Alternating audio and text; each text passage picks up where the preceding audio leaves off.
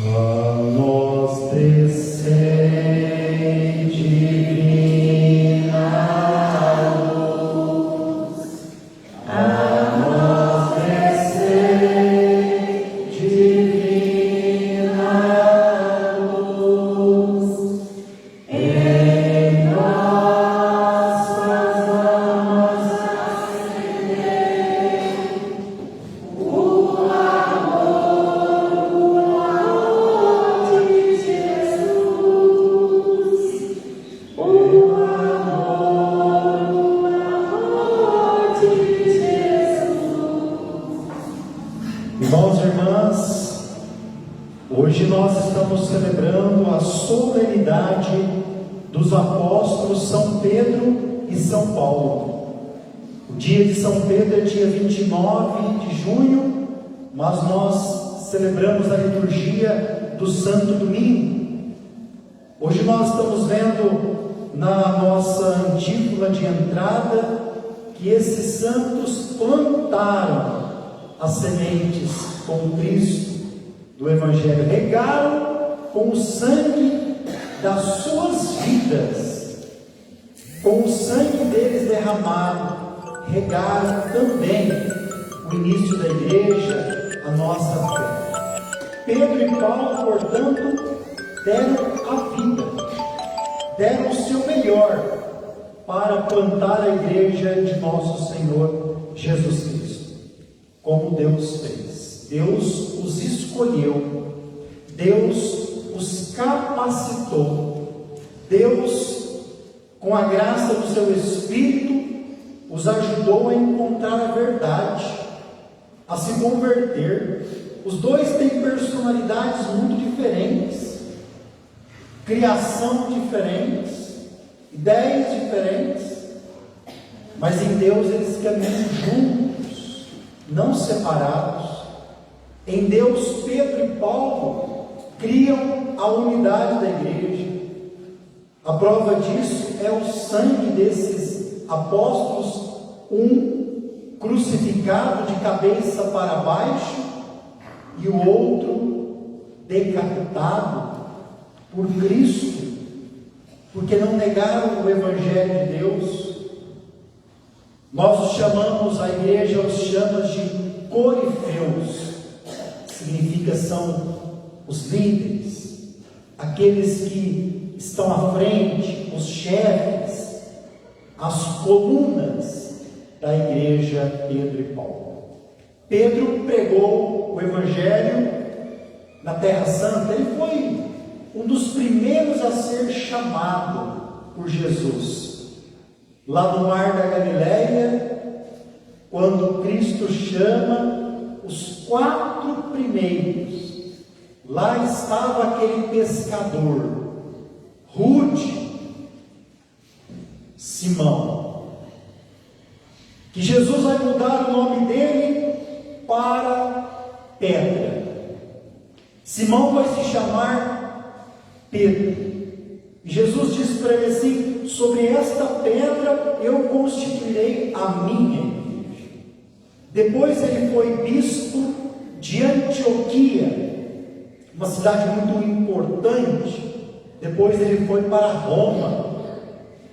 Roma é onde os apóstolos Pedro e Paulo sofreram o martírio na época do imperador Nero, provavelmente no ano 67, talvez Pedro no ano 64, mas a maioria dizem no ano 67, sofreram o martírio diante do imperador Nero.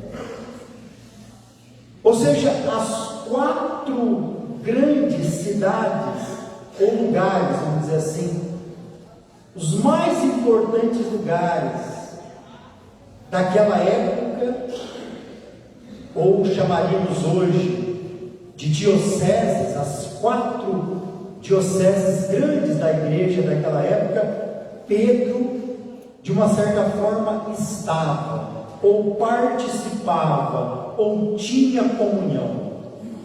Em Jerusalém, Pedro não foi bispo de Jerusalém, era Tiago, mas Pedro esteve lá, em Jerusalém.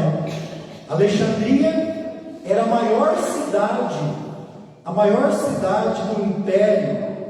Pedro não esteve lá, mas um discípulo dele, o evangelista São Marcos.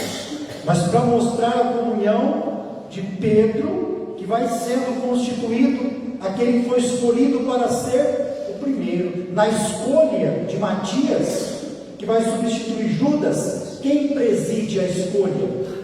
Pedro preside. No evangelho de hoje, eles vão para uma região chamada Cesareia de Filipe. Estão todos lá, os apóstolos.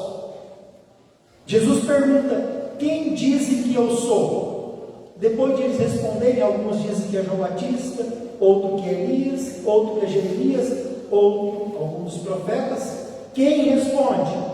Pedro. Pedro responde em nome do colégio apostólico.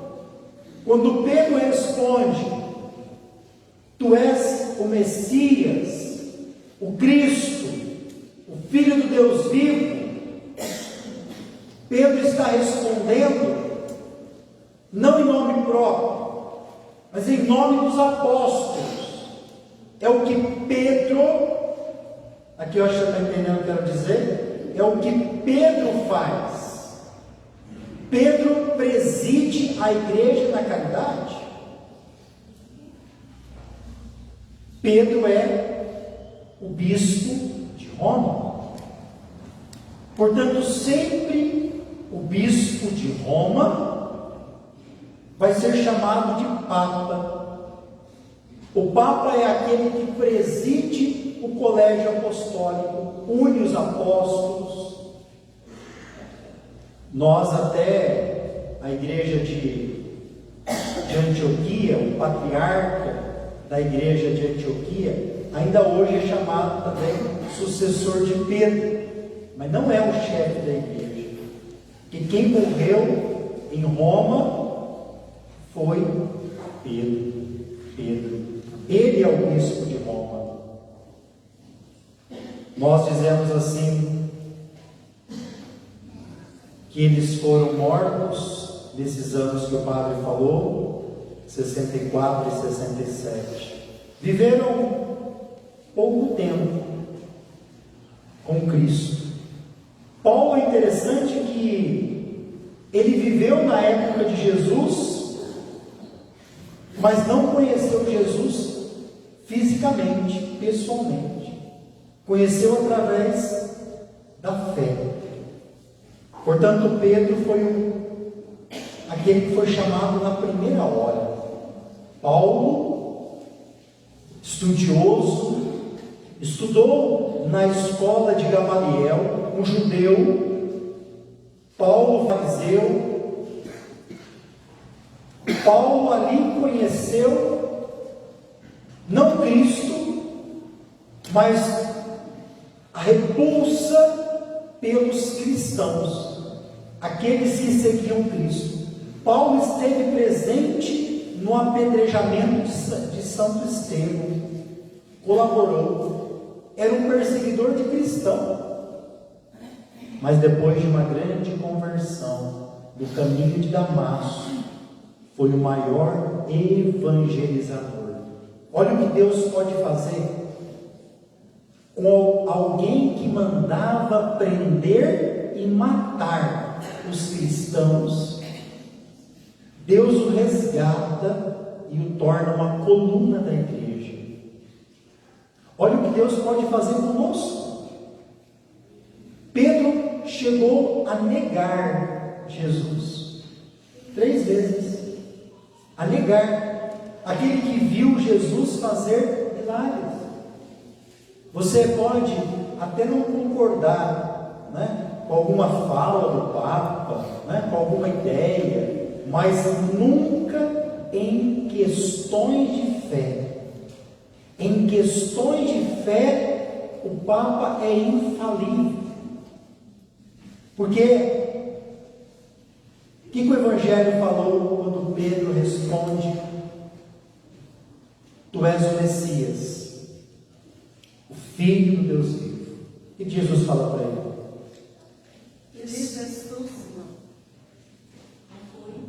Simão, não foi o ser humano que te revelou isso, mas o meu Pai que está no céu. Portanto, é o divino Pai eterno que revela a Pedro, ao Papa, os mistérios da fé, o que ele deseja.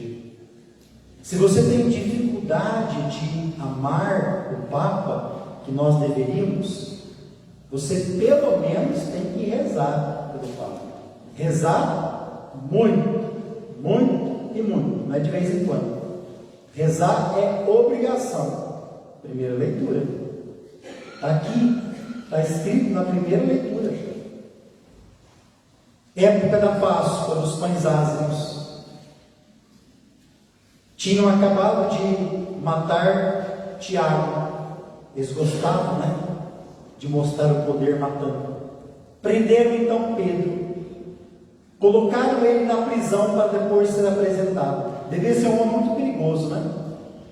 Tinha 4 grupos de guarda. Cada 4 com 4 guardas, soldados. Ele estava lá na prisão, dormindo entre 2 soldados, algemado. Olha só, algemado, prisão, e ainda com esse revezamento de guardas. E o que diz o Evangelho, e o que diz o livro dos Atos dos Apóstolos, meu irmão? Esse sim nós vamos ler juntos, para dizer que você precisa rezar pelo Pai. Versículo 5. E quando diz isso aqui, você pode substituir na vida. Diga comigo: enquanto era mantido na prisão, a igreja. Você vai trocando o nome de Pedro. Enquanto João estava doente, você rezava por ele.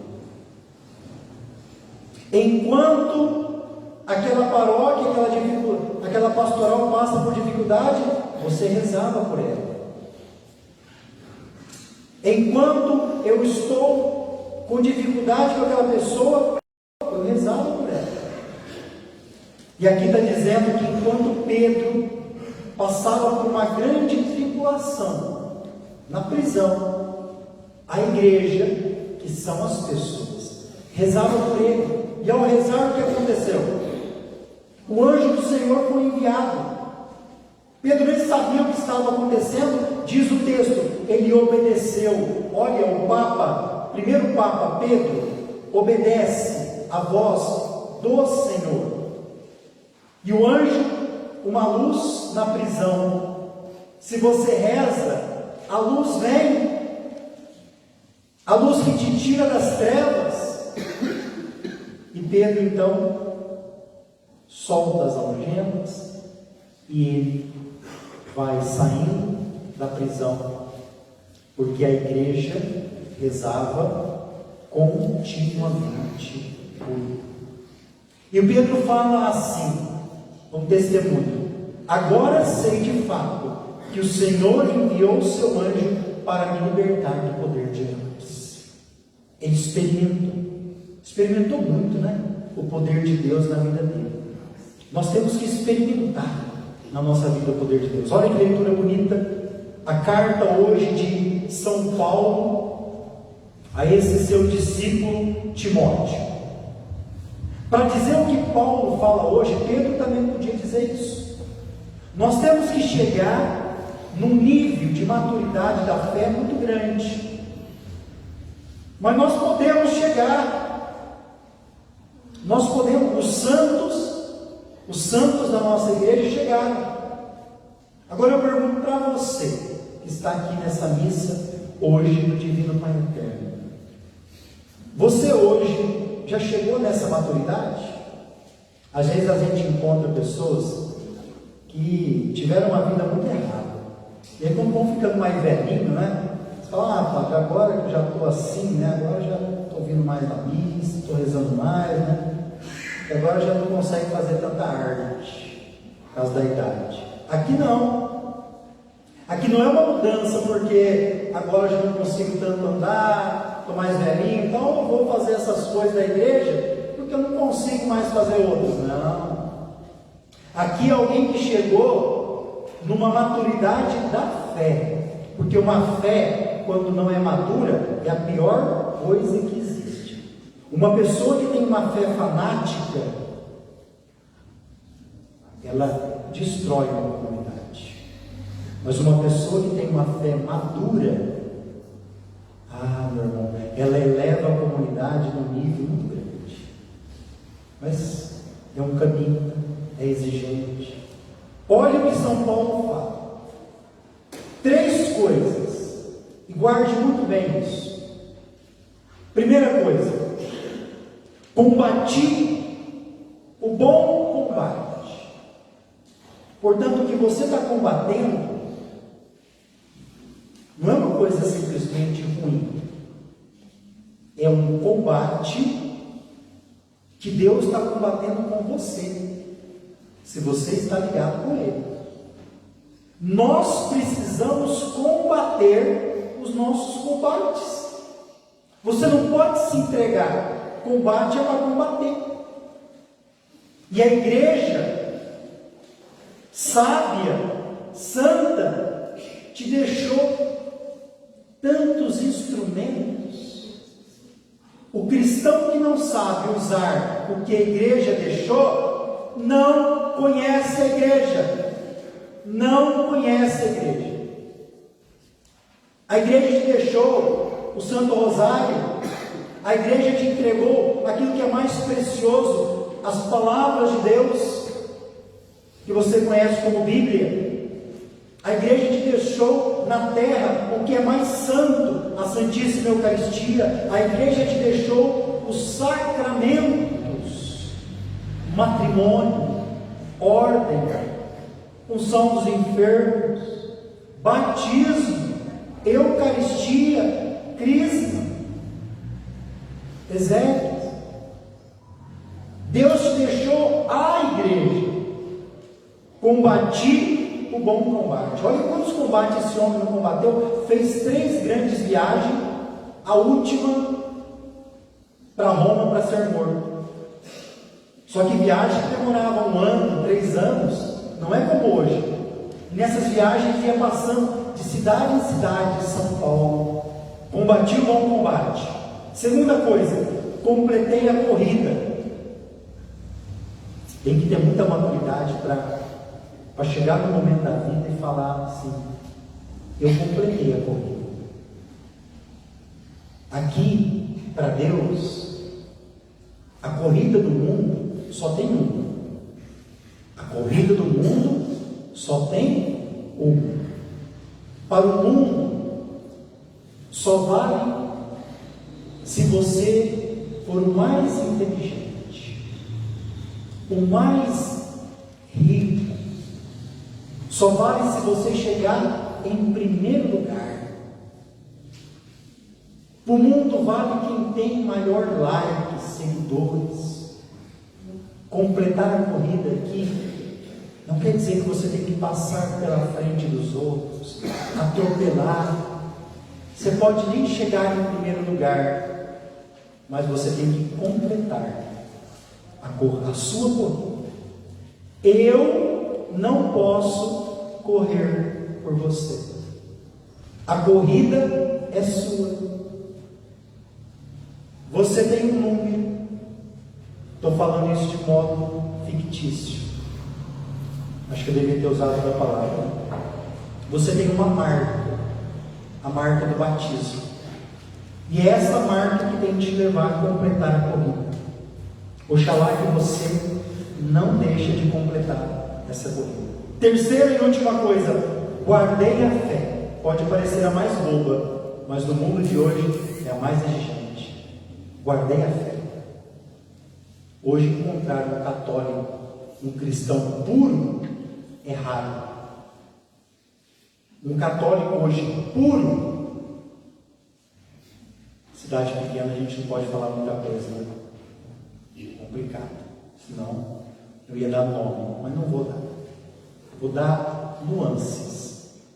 Um cristão puro vai numa igreja, não fica pulando em igrejas. Tem cristão que é mais esotérico do que católico.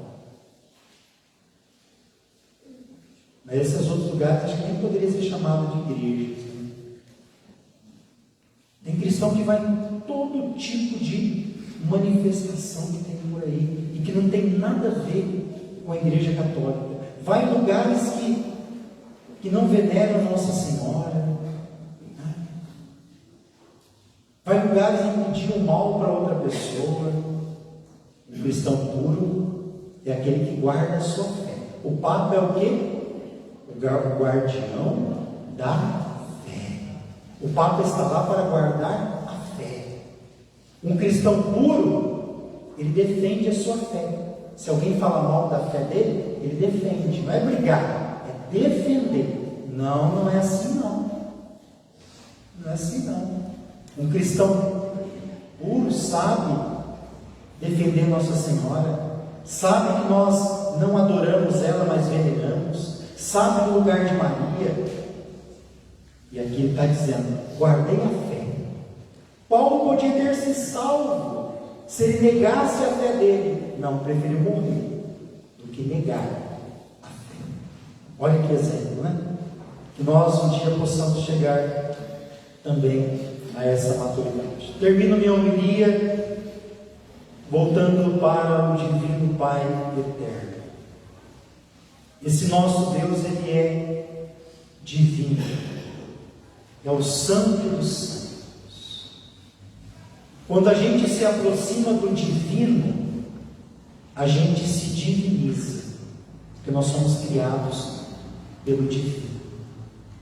Diz o livro do Gênesis: você foi criado, o ser humano foi criado imago Dei, imagem e semelhança do Divino Pai Eterno. Você foi criado à imagem dele. A nossa imagem às vezes está manchada pelo pecado, mas você foi criado imagem do Divino Pai Eterno. Divino Pai, ele é Abá, ele é próximo e ele é eterno. Ele não tem começo nem fim, como tem as coisas e a nossa vida. Mas se você quer que a sua vida seja eterna, que nós estamos aqui de passagem, que você seja adorador, amante do Divino Pai Eterno, que Ele quer também que a nossa vida seja eterna. Nós agradecemos nessa novena a tantas pessoas que o Divino Pai Eterno escolheu para servir. Tem gente trabalhando essa semana de modo assim exausto. Tem gente que ficou doente. Tem gente fazendo croquete, pastel, canjica, caldo todo dia. E olha como é exigente. Se a gente tivesse um grupinho de pessoas, esse vai trabalhar na segunda para fazer, outro grupinho na terça, outro na quarta. Não, isso não existe. São as mesmas pessoas todo dia, de manhã até à tarde fazendo. Vai embalar o cartucho, né? Que as doces, então tem gente que faz o doce, aí tem que fazer embalagem, aí tem que embalar, né? Cada dia embala, porque não pode guardar, tem que embalar no dia. É exigente. E tem gente ainda que fala, né? A gente tem que evangelizar. Eu estou fazendo porque o padre pediu, estou fazendo com o padre. Nunca faça isso. Quem está servindo tem que fazer para Deus. É só Ele que pode te devolver em bênçãos e graças. O que nós fazemos nessa novena vai servir para o bem da comunidade. Primeiro o bem espiritual, depois o material. Primeiro o bem espiritual, que é para a salvação nossa, depois é o material. Nós precisamos do material para manter a nossa comunidade. Então essas pessoas que estão servindo o Pai eterno, né?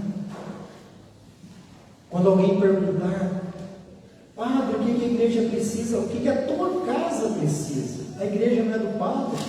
É você que tem que te ajudar a perceber o que a tua igreja precisa. O Padre preside, celebra, mas essa comunidade é de todos nós. Você tem que sentir na casa do Pai eterno, Romeiro do céu, né? Tem outros que não aparecem muito, mas sem eles, como que a gente ia celebrar uma novena bonita, né? Tem gente que faz, olha que andor lindo que nós temos agora para a nossa comunidade, digno para levar o Pai eterno. Ele desmonta, ele serve também só de base. Tem gente que fez a decoração do andor, tem gente que doou para restaurar a imagem, tem gente que preparou essa liturgia, os comentários, tem gente que está lá para organizar as entradas, né? As músicas, né? Os comentários dizendo que vai fazer cada coisa, limpou a igreja, a secretaria organizou. Então tudo isso é o que? Comunidade. É a mão de muitos juntos para fazer tudo isso. Então, que Deus, o Divino Pai Eterno, abençoe cada um de nós nesse dia maravilhoso da sua festa, e abençoe e dê forças àqueles que estão lá preparando o nosso almoço, trabalhando, se doando, para que seja hoje um domingo de bênçãos e de graças. Louvado seja nosso Senhor Jesus Cristo.